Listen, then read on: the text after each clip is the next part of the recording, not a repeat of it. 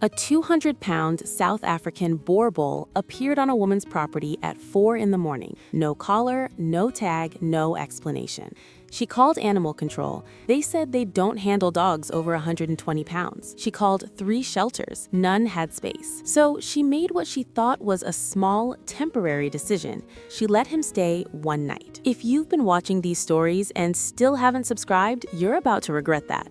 Because what this dog did at 3:08 a.m. on a Thursday in October is exactly why these stories need to be told. Hit subscribe, you won't want to miss the ending. That was 7 months ago, and Nadia still lives in that house because of it. Nadia was 26 years old and lived alone on a half-acre property outside Savannah, Georgia. The house had belonged to her grandmother, 2 bedrooms, 1 bathroom, a porch that groaned in the wind, and nothing but open land and pine trees in every direction.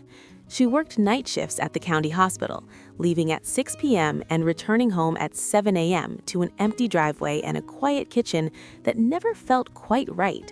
Her friends told her she was out of her mind living out there alone. Her mother called every other night asking when she was finally moving into town. Nadia always gave them the same answer. "I'm fine." Then, one Tuesday morning in March, she pulled into her driveway after a 12-hour shift and saw something on her porch.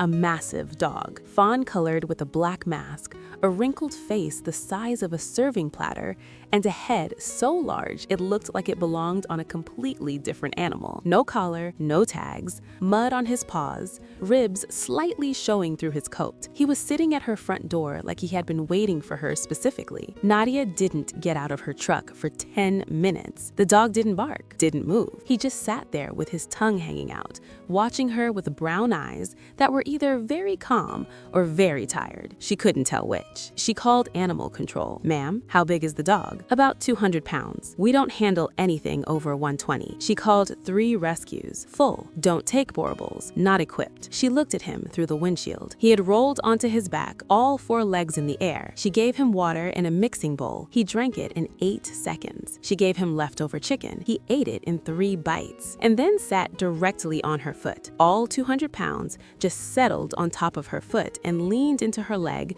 like he had known her for years. She named him King. She told herself one night, maybe 2. That was 7 months ago.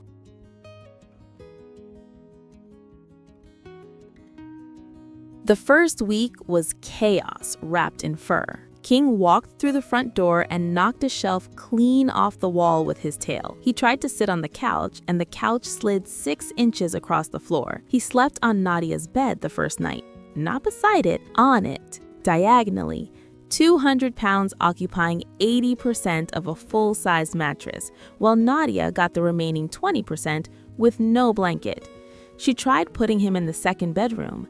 He sat outside her door and whined for 45 minutes, a low, deep, resonant sound that traveled through the floorboards like something structural. She opened the door. He walked in, lay down, and exhaled, like the entire ordeal had been completely unnecessary. She never tried again. King had exactly 2 talents.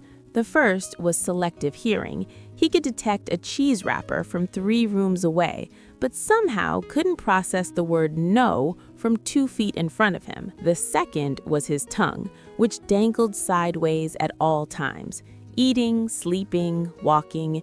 It had simply given up on staying inside his mouth. But behind those droopy eyes, something else was happening. King watched everything. He tracked every car that moved along the gravel road.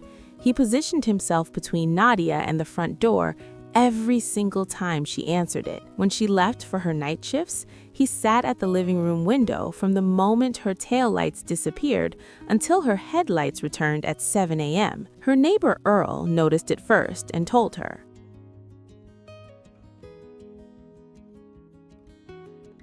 5 weeks in, Nadia had the worst night of her year at the hospital. She lost a patient, a 7-year-old boy.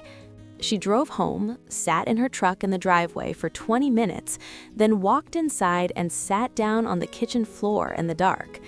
King found her within seconds. He He walked over slowly, lowered his full 200-pound body beside her, and placed his enormous head across her lap. He didn't whine, didn't shift. He just breathed. Slow, heavy, steady, like a heartbeat she could actually feel. Nadia sat on that kitchen floor until sunrise, and for the first time since she'd moved into that house, she didn't feel alone. A routine formed. Every morning when she came home, King would be at the window. The moment her headlights hit the driveway, his tail would begin hitting the wall, a deep, rhythmic thud, like someone knocking to welcome her home. Every evening before her shift, he would find her left boot, carry it to the front door, drop it, and sit directly on top of it. You leave when I say so. She had to trade him a treat to get her own shoe back, every single night. Then, 7 months after King arrived on that porch, something happened. At 3:08 a.m. on a Thursday in October, Nadia was at work. King was home alone. Earl, her retired neighbor, was sitting on his porch when he heard it. King barking. Not the lazy, half-hearted bark he used when a squirrel annoyed him. This was sharp, relentless, violent, the kind of bark that makes the air feel different. Earl grabbed a flashlight and walked over. King was at the back door, throwing his full body against the frame. Then Earl saw it. A broken window on the side of the house, a pry bar left on the windowsill, glass scattered on the ground outside.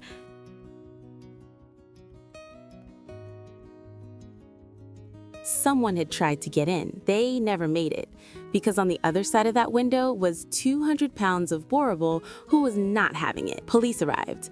2 other properties on the same gravel road had been broken into that same week. Tools stolen, a truck taken. Nadia's house was completely untouched. The officer looked at King, now stretched across the porch, chewing a stick like nothing happened, and said, "I don't think anyone's trying that window again." Today, King is around 4 years old. He still takes up 80% of the bed.